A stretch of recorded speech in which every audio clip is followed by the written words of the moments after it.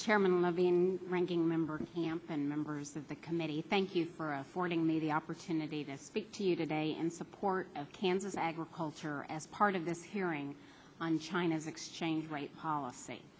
Mr. Chairman and members of the committee, according to the USDA's Foreign Agriculture Service, ag exports to China totaled $10.6 billion in fiscal year 2009 and are on pace to reach nearly $12 billion this year. This is more than 10% of the $107.5 billion in total forecasted exports for the fiscal year ended September 30. According to USDA, these exports will support over 920,000 American jobs this year.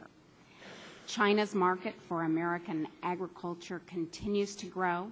At the start of the decade, it ranked 7th, just behind Taiwan, and was valued at less than $2 billion a year. By 2004, it ranked 5th with $6 billion of purchases, and in the past 6 years, American agriculture products sold to China have nearly doubled. Today, China is our nation's 3rd largest export market. This market is especially important for my state of Kansas, which is home to more than 65,500 farms that are on pace to produce approximately $15.5 billion in ag output this year. According to USDA's National Agriculture Statistics Service and the U.S. Department of Commerce, Kansas is the 6th largest agriculture exporting state in the nation. Known as the wheat state, Kansas led the nation with $1.2 billion in wheat exports in 2009. However, Kansas farmers are successful at growing more than just wheat. We rank 5th in feed grain exports with $877 million and 9th in soybean exports with $847 million. I highlight these 3 commodities because they represent large import commodities in China. According to the U.S. Department of Commerce and the United States International Trade Commission, China purchased over $9 billion worth of U.S. soybeans, $87 million worth of U.S. wheat, and nearly $53 million worth of corn in 2009. While we may not all agree on policy, one economic policy that the President and all members of Congress appear to agree on is support for Main Street. In the 2nd District of Kansas, agriculture exports are the economic drivers for most of the communities. The Chinese market for Kansas goods not only helps farmers, but it helps the grocery stores, pharmacies, insurance agencies, and service stations in business. This helps the school districts meet their budgets, keep and hire new teachers, and fund student activities. So not only is a strong agriculture export market good for Main Street in Atchison, Kansas, it's good for Maple Street in Garnett, Lincoln Street in Wamego, and Madison Avenue in Iola.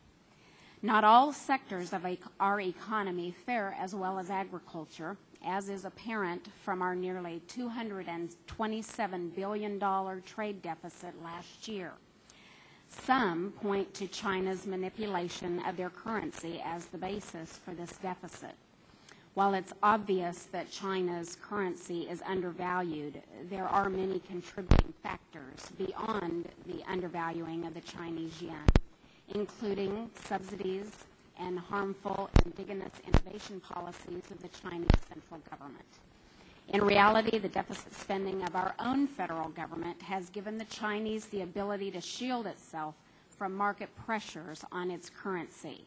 Of our $13 trillion national debt, China holds nearly $2.5 trillion in U.S. securities, $850 billion of which was purchased through June of this fiscal year. In essence, our willingness to operate in deficit allows the Chinese government to remove dollars from their domestic economy and use them to purchase U.S. dollar-dominated securities. In order to maintain open and productive trade between China and the rest of the world, China must allow the open market to determine the value of their currency. However, dealing with this issue should not cause more harm than good. Any action that the United States may take to prompt China to revalue its currency must be considered in the broader context of how it will affect our entire economy. Many proposals beyond reducing federal deficits could hamper ag markets, raise prices for U.S. manufacturers, and further threaten U.S. jobs. For this reason, I encourage the committee to proceed with caution as you address this very difficult issue. Thank you again for your time.